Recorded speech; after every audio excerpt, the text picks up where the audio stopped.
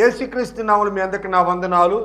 ఈ దిన వాక్య ధ్యాన నిమిత్తము అపోస్తల కార్యములు 27వ అధ్యాయము 9వ వచనం చదువుకుందాం. చాలా కాలమైన తరువాత ఉపవాస దినము కూడా అప్పటికి గతించినందున ప్రయాణము చేయుట అపాయకరమై ఉండెను. దేవునికి స్తోత్రం. హల్లెలూయా, హల్లెలూయా, హల్లెలూయా. మన ప్రభువును ప్రియరక్షకుడైనటువంటి నజరేయుడైన యేసుక్రీస్తు దివ్యనామములో శాంతి టీవీలో ప్రసారమవుతున్నటువంటి ఆయన హెచ్చవలసి ఉన్నది, హీ మస్ట్ ఇంక్రీజ్ అనేటువంటి అనుదిన ఆత్మీయ వాక్య వ్యాఖ్యాన విశ్లేషణ కార్యక్రమానికి మిమ్మల్ని అందరినీ ప్రేమపూర్వకంగా ఆహ్వానిస్తున్నాం. దేవుని స్తోత్రం. మీ అందరికీ ప్రత్యేకమైన వందనాలండి. కృపయు సమాధానము మీకు విస్తరించునుగాక. దేవుని స్తోత్రం.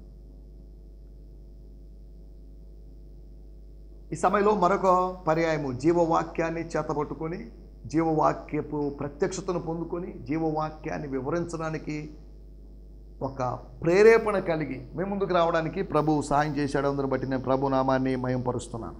దేవుని స్తోత్రం. హల్లెలూయా. ప్రపంచమంతా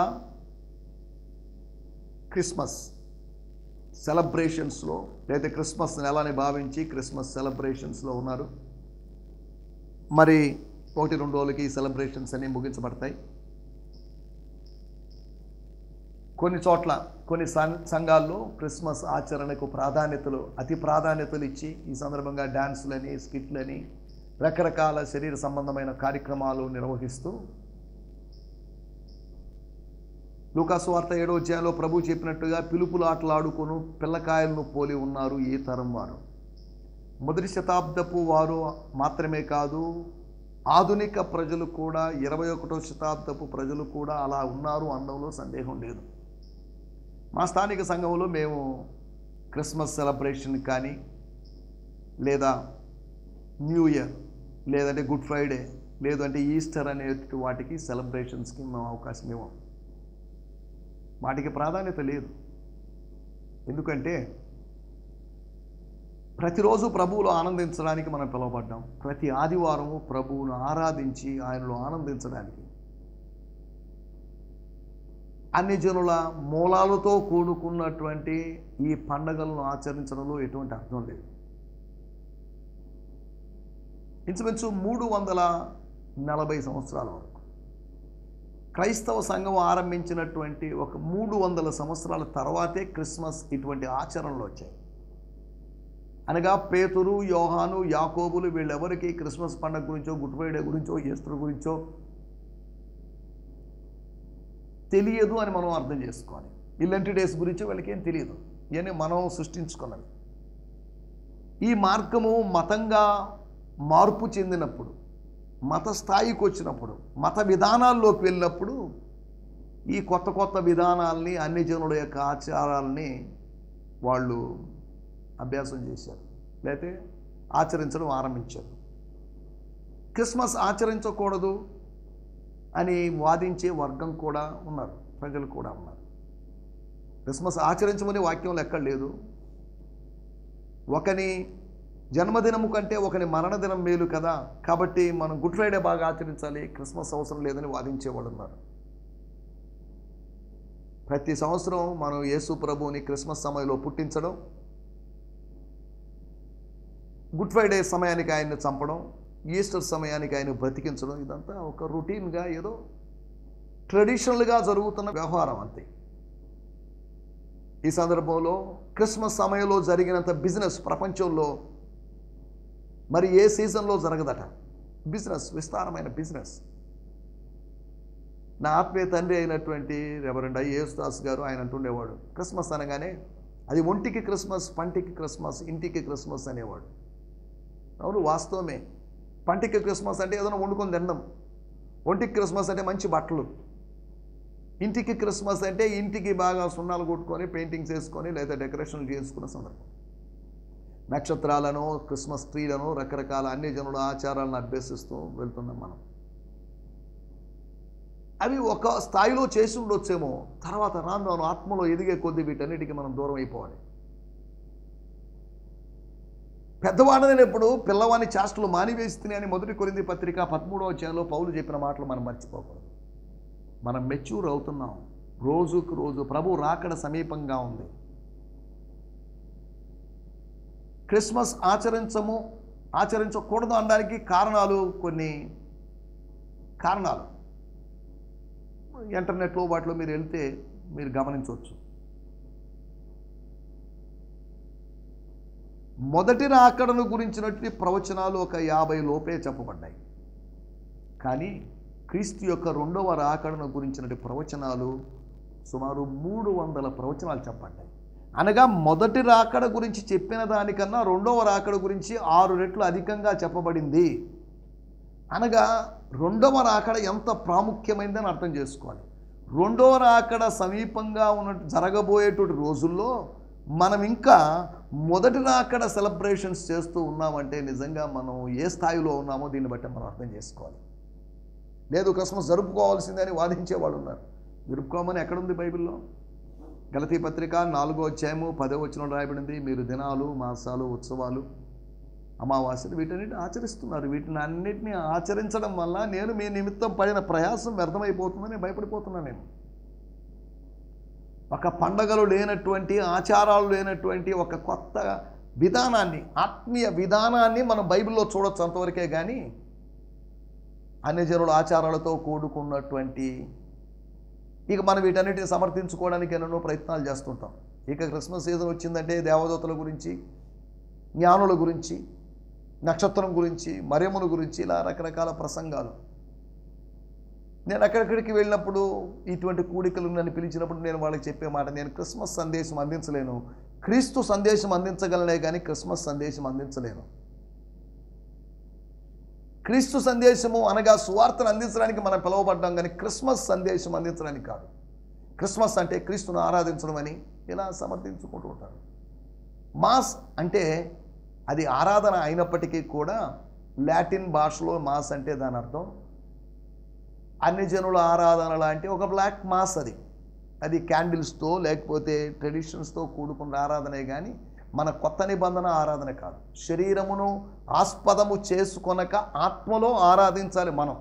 కాబట్టి ఈ క్రిస్మస్ అనే పేరుతో ఇటువంటి ఆచారాలకు దూరంగా ఉండాలని వాక్యంలోంచి వాటిని పరిశీలించాల్సిందిగా మిమ్మల్ని ప్రేమపూర్వకంగా కోరుతున్నాను. దేవుని స్తోత్రం. ఇలా ఆచరించే వాళ్ళకి ఇవన్నీ చెప్తే వాళ్ళకి కాస్త కష్టం ఉంటుంది. అయినప్పటికీ కూడా వాక్యానుసారంగా వీటిని మనం అర్థం చేసుకుందాం. ఈ విషయాల్లో దేవుడు మన మనందరి మనోనేత్రాలు దేవుడు వెలిగించునుగాక. ఈ ఆర్భాటాలు, ఈ హంగుల పేరుతో ఎంతో ధనాన్ని, సమయాన్ని వృధా చేస్తున్నటువంటి మన వారికి ఆత్మ సంబంధమైన ప్రత్యక్షత లభించాలని కోరుకుంటున్నాను. ఈ సమయంలో రండి మనం దేవుని వాక్యాన్ని ధ్యానించుకుందాం. నిన్న కొన్ని ప్రయాణాల గురించి మనం ఆలోచించాం. 4 ప్రయాణాల గురించి ఆలోచించాం. ప్రయాణాల్లో ప్రమాదాలు ఉంటాయి, ప్రయాణాల ద్వారా ప్రతిఫలాలు ఉంటాయి. ప్రయాణం బాగానే ఉంటుంది. ప్రయాణం చేయడం అంటే ఇష్టం. నాకు చిన్నప్పటి నుంచి ప్రయాణాలంటే ఇష్టం. ప్రయాణం అంటే ఆ ట్రైన్లో కూర్చొని, కిటికీ దగ్గర కూర్చొని బయట ఉన్నటువంటి రైలుతో పాటు వేగంగా పరిగెడుతున్నట్టుగా ఉన్నటువంటి ప్రకృతి దృశ్యాలను చూస్తూ ఉంటే, రాత్రంతా ప్రయాణిస్తున్నప్పుడు, ట్రైన్లో ప్రయాణిస్తున్నప్పుడు నిద్రపట్టకుండా కిటికీ దగ్గర కూర్చున్నప్పుడు మనల్ని వెంబడిస్తూ మనతో పాటే వస్తున్నట్లుగా ఉన్న చంద్రుడు,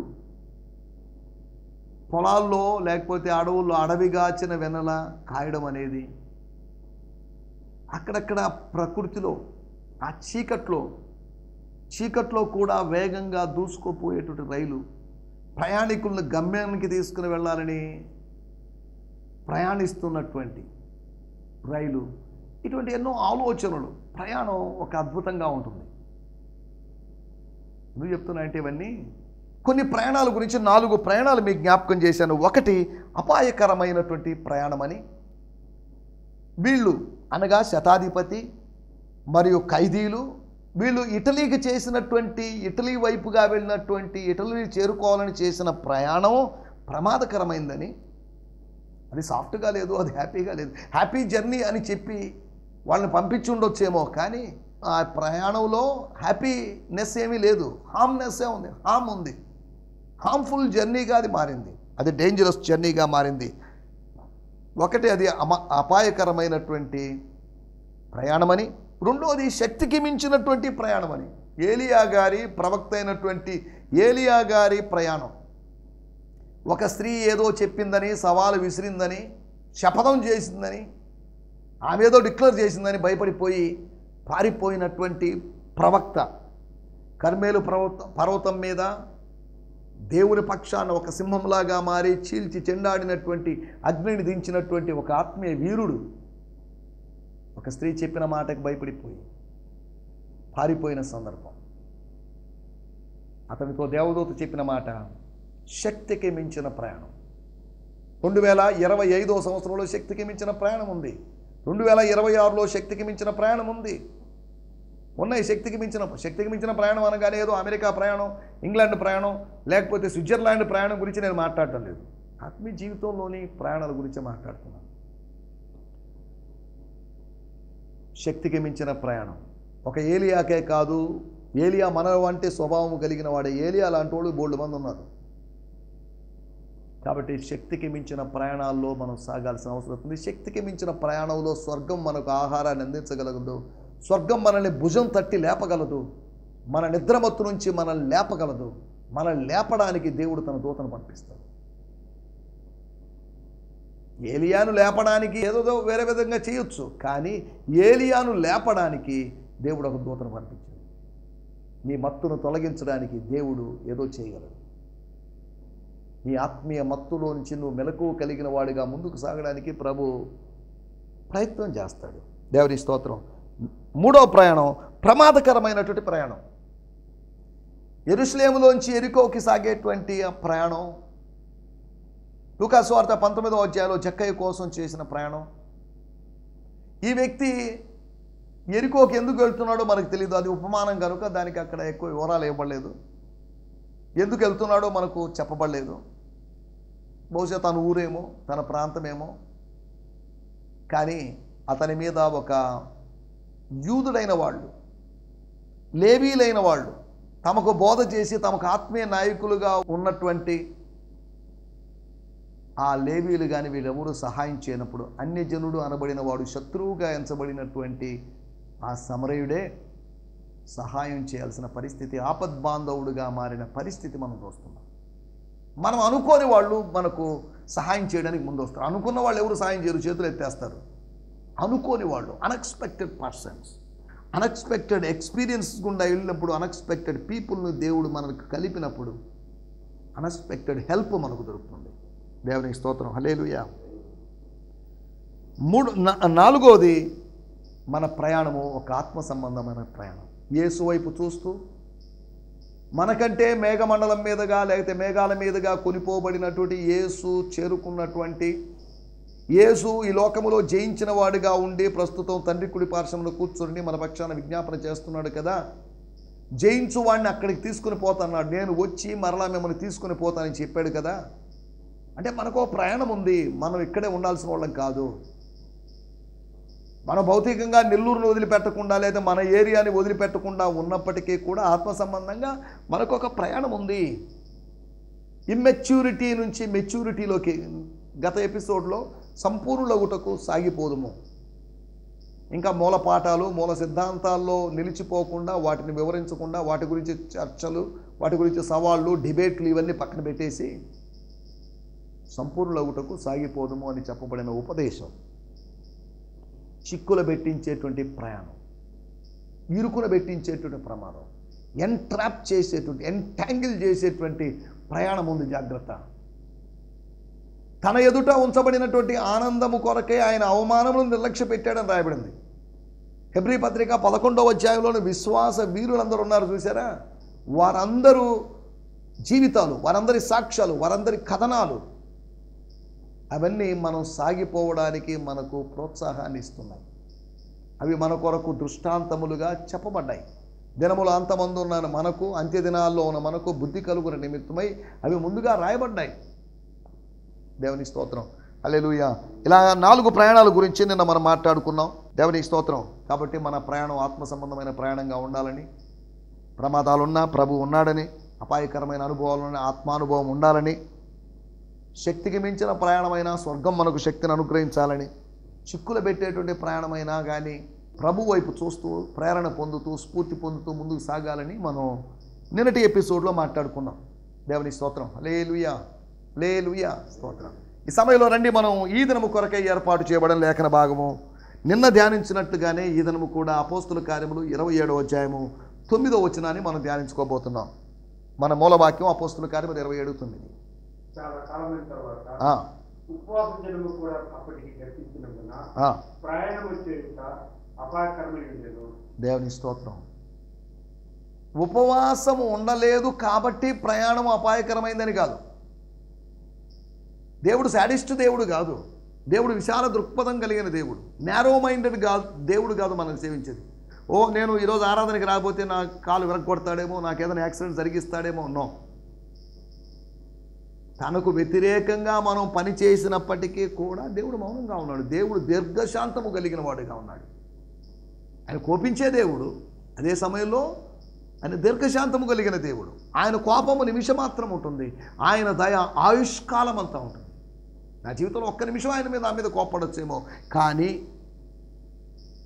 ఆయన దయ మాత్రం నేను సమాధి చేరుకునేంత వరకు ఆయన దయ, ఆయన కృపాక్షేమాలు నా వెంట వస్తాయి, మీ అందరి వెంట వస్తాయి, మనందరి వెంట వస్తాయి. దేవుని స్తోత్రం. హల్లెలూయా. మనం ఆలోచిస్తున్న విషయం అపాయకరమైనటువంటి ప్రయాణం గురించి మనం మాట్లాడుకున్నాం. ఈరోజు అపాయకరమైనటువంటి కొన్నిటి గురించి మీకు జ్ఞాపకం చేస్తాను. డేంజరస్ థింగ్స్ గురించి మీకు జ్ఞాపకం చేస్తాను.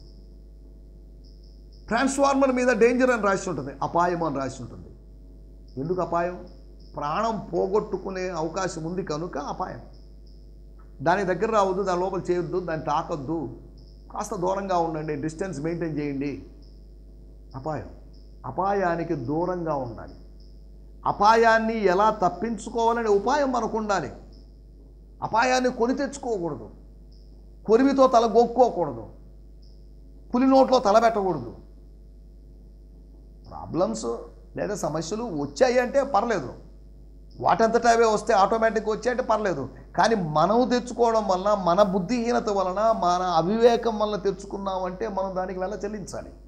నా మూర్ఖత వలన కలిగినట్టు గాయములు దుర్వాసన గలవై శ్రమించుతున్నవని కీర్తనాకారుడు. నా మూర్ఖతే, పక్కన వాళ్ళ మూర్ఖత కాదు, వాళ్ళ నా స్నేహితుల మూర్ఖత కాదు, నా సొంత మూర్ఖత వలన, మై ఓన్ ఫూలిష్నెస్ వలన ఐఎమ్ వూండింగ్ మై సెల్ఫ్.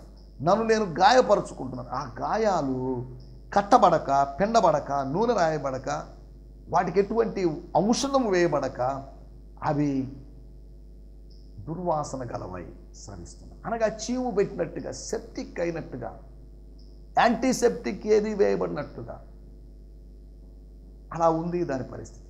నా అంతర్య గాయాలు పరిమళాన్ని వెదజల్లడం లేదు. ఆంతర్య గాయాలు అవి మానకుండా హేతువు లేని గాయాలుగా ఎంచబడి, హేతువు లేని గాయాలు అన్నట్టుగా కనబడి నన్ను హతము చేయడానికి సిద్ధంగా ఉన్నాయి.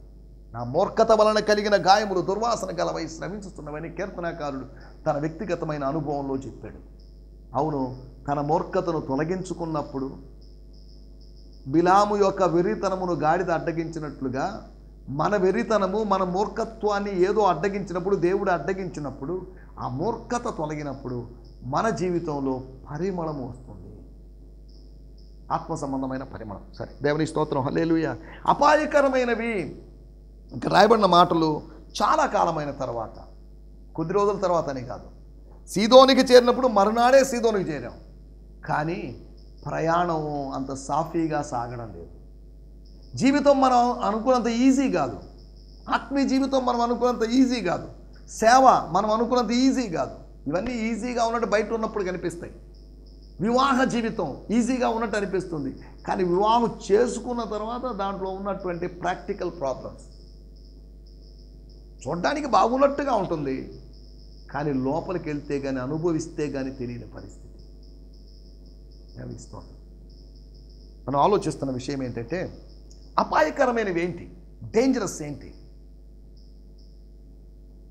అంటే అవి ఆశీర్వాదకరమైనవి కాదు, అపాయకరమైనవి. ఆశీర్వాదకరమైన వాటిలో అపాయం లేదు, అపాయమైన వాటిలో ఆశీర్వాదకరమైనది ఏది లేదు. అపాయకరమైనవి ఇక్కడ రాయబడింది. అపాయకరమైన ప్రయాణం, అపాయకరమైనటువంటి వెదర్, క్లైమేట్, అట్మాస్ఫియర్ అని మనం నిన్న చదువుకున్నాం ఒక తర్జుమాలో. ఇక రాయబడిన మాట, ఉపవాస దినం కూడా అప్పటికే గతించిపోయింది. డాక్టర్ లూకా గారు గుర్తు చేయలేదు, బ్రదర్ అరిస్తార్కు గారు గుర్తు చేయలేదు. బ్రదర్ అరిస్తార్కు అంటున్నప్పుడు ఈ ప్రయాణంలో, ఇంతకుముందు ప్రయాణాల్లో బర్నబా ఉన్నాడు, మొదటి మిషనరీ ప్రయాణంలో. మార్కు ఉన్నాడు, మార్కు డ్రాప్ అయ్యాడు. తర్వాత తిమోతి ఉన్నాడు ప్రయాణంలో. తర్వాత కొంతకాలానికి శీలా ఉన్నాడు. ఇలా ఒక్కొక్కరు పోతూ ఉన్నారు, వస్తూ ఉన్నారు. తాను కొన్నిసార్లు సింగిల్ అయిపోయాడు, ఒంటరి వాడయ్యాడు. తన పరిచర్య కొద్దిగా సహకారిగా అపోలో కొంతకాలం ఉన్నాడు. ఇప్పుడు తనతో జాయిన్ కావడానికి అరిస్తార్కు ఉన్నాడు. ఒక తిమోతిలాగా, ఒక తీతులాగా అరిస్తార్కు వచ్చాడు. బాగానే ఉంది. అరిస్తార్కు వచ్చినప్పుడు ఒక మాట మీకు చెప్పాలి. అతనితో పాటు త్రోయకు బయలుదేరి వచ్చినట్టు మరొక వ్యక్తిని మనం మర్చిపోయాం. తెసలోనిక వాడైనటువంటి మరొక వ్యక్తి. తెసలోనికలోని చాలామంది రక్షింపడ్డారు, కానీ మిషనరీ జర్నీ కోసం, మూడో మిషనరీ జర్నీ కోసం వాళ్ళిద్దరు రెడీ అయిపోయారు. కానీ పౌలు యొక్క 4వ మిషనరీ జర్నీ అని ఎంచబడినట్టు రోమా ప్రయాణంలోకి ఇద్దరిలో ఒకడు డ్రాప్ అయ్యాడు. సెకండు అనేటువంటి వ్యక్తి డ్రాప్ అయ్యాడు. అపోస్తల కార్యములు 20-4 మనం చూడవచ్చు. మినిస్ట్రీలో అందరూ చివరి వరకు మనతో కలిసి ఉంటారని గ్యారంటీ లేదు. సంఘస్థులందరూ చివరి వరకు, సంఘ సభ్యులు చివరి వరకు మనతో వస్తారని గ్యారంటీ లేదు. మన కుటుంబ సభ్యులు చివరి వరకు మనతో వస్తారని గ్యారంటీ లేదు. కానీ ప్రభువు మాత్రం మనతో ఎల్లప్పుడూ ఉంటాడు. This is a guarantee from the word of God. దేవుని స్తోత్రం, హల్లెలూయా. అపాయకరమైనవి ఏంటి? ఒకటి, మనం చదువుకున్న మూలవాక్యం, అపాయకరమైనది ప్రయాణమే. అపాయకరమైన ప్రయాణం కనుక గమ్యం చేరలేము. గమ్యము అగమ్య గోచరం. గమ్యము అనేది కష్టమండి, కాదు. ఎంత ప్రయాణం కష్టమైనా అంత భద్రతగా, అంత జాగ్రత్తగా నువ్వు గమ్యాన్ని చేరుకోగలవు, చేర్చగలడు, నడిపిస్తాడు నా దేవుడు. గమ్యం చేరాలని భక్తుడు పాడాడు. గమ్యం చేరాలి, దేవుడు నడిపిస్తాడు. గమ్యం వరకు నడిపిస్తాడు. గోరి వరకు, సమాధి వరకు నడిపించే దేవుడు కాదు, తర్వాత కూడా మనల్ని నడిపించేటువంటి దేవుడు. రెండో విషయము, అపోస్తుల కార్యములు 27-42.